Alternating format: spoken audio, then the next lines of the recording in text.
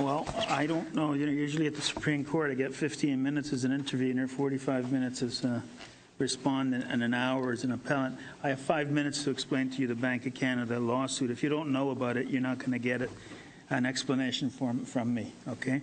Essentially, in very broad strokes, the lawsuit, which was filed in December of 2011,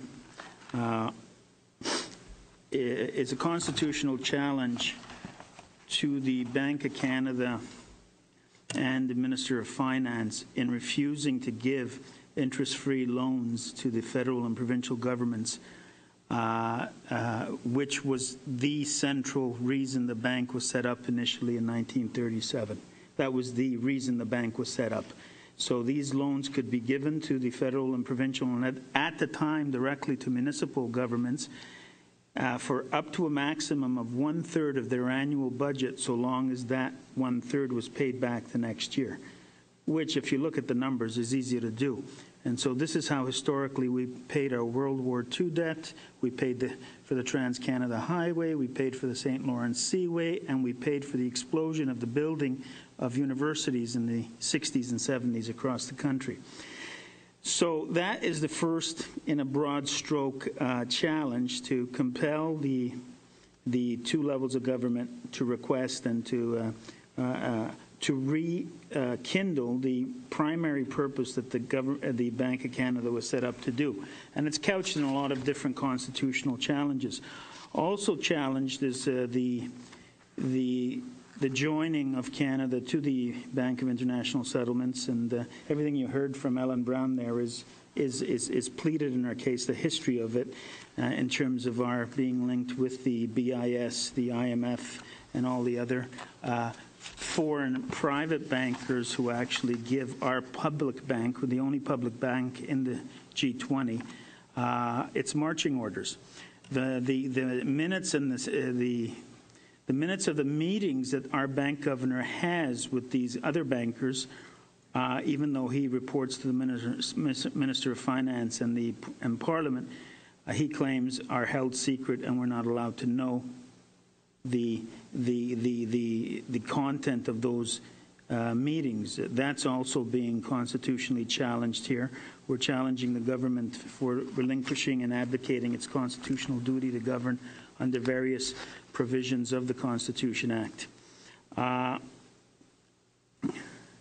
The other part of the challenge, which goes hand in hand with this whole banking fraud that's going on, is against the Minister of Finance and the budgetary process. What happens in the budgetary process every year, which is a constitutionally required process where, you know, they all dress up in medieval clothing and they knock on the House of Commons for the speech from the throne. That's actually a constitutional requirement.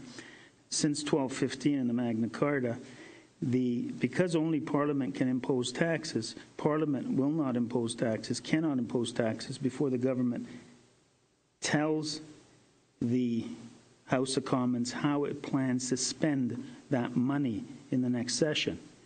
And so it's a requirement. The speech from the throne is a constitutional requirement before the budget is actually passed. Problem with the budget in our country is there's a sleight of hand that goes on, and that is, just to give you an example, they'll say, you know, that our expenditure needs are $280 billion. We're going to have revenue of $240 billion. Therefore, we need to borrow $40 billion, and that's our deficit for the year. Well, that's not true. They collect or could collect a lot more than that, but then they transfer back to taxpayers, running from everyone from the single mother or single parent to mega corporations. They transfer back money in tax credits.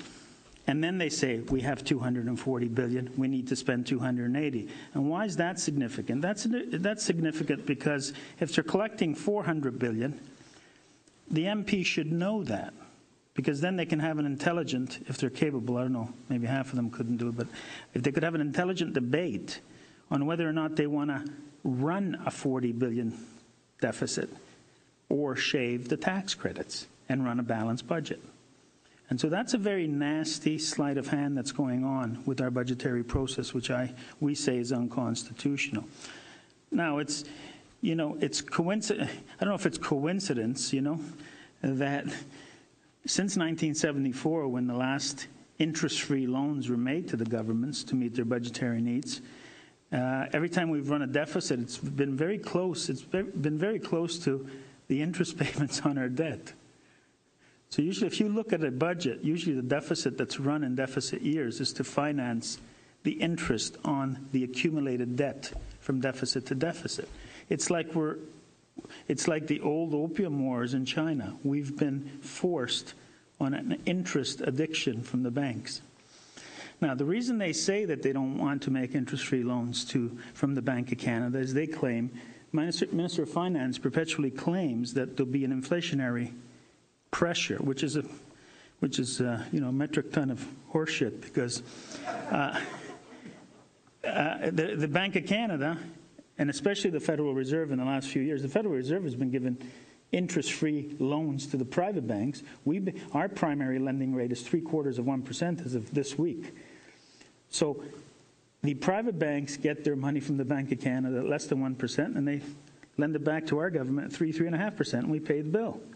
So if the Bank of Canada giving money to the private banks at nearly 0% isn't inflationary, why would it be inflationary if they give it to the government? Because it's going to be paid off in the next fiscal year anyway. And so basically those are the two broad stroke challenges. The statement of claim runs about 25, 26 pages. I mean, it's more involved than that. You have to set out what's going on. At the first level, the government brought a motion to strike the whole claim, saying it was not justiciable, that the courts didn't have the right or the expertise or the wherewithal to hear the case. It was struck. I appealed that on behalf of the plaintiffs.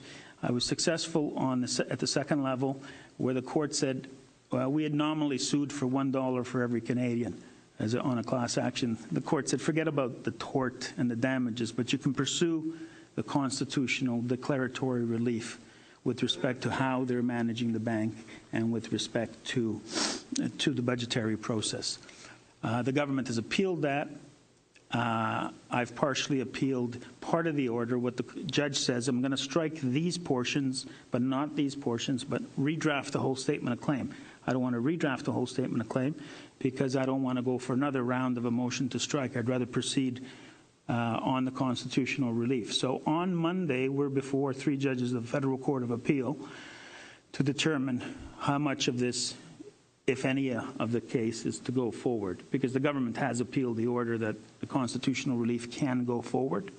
And so we'll see what happens on Monday. I'm not a pessimist, but I am an optimist with too much experience, so I'm not going to predict. And from there, it's likely to go. If we lose, we go to the Supreme Court of Canada.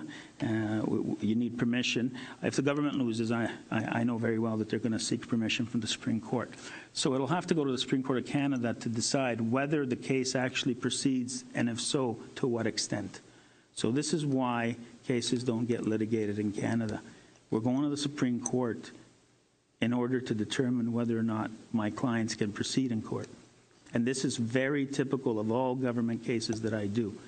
We go through this round of motion to strike.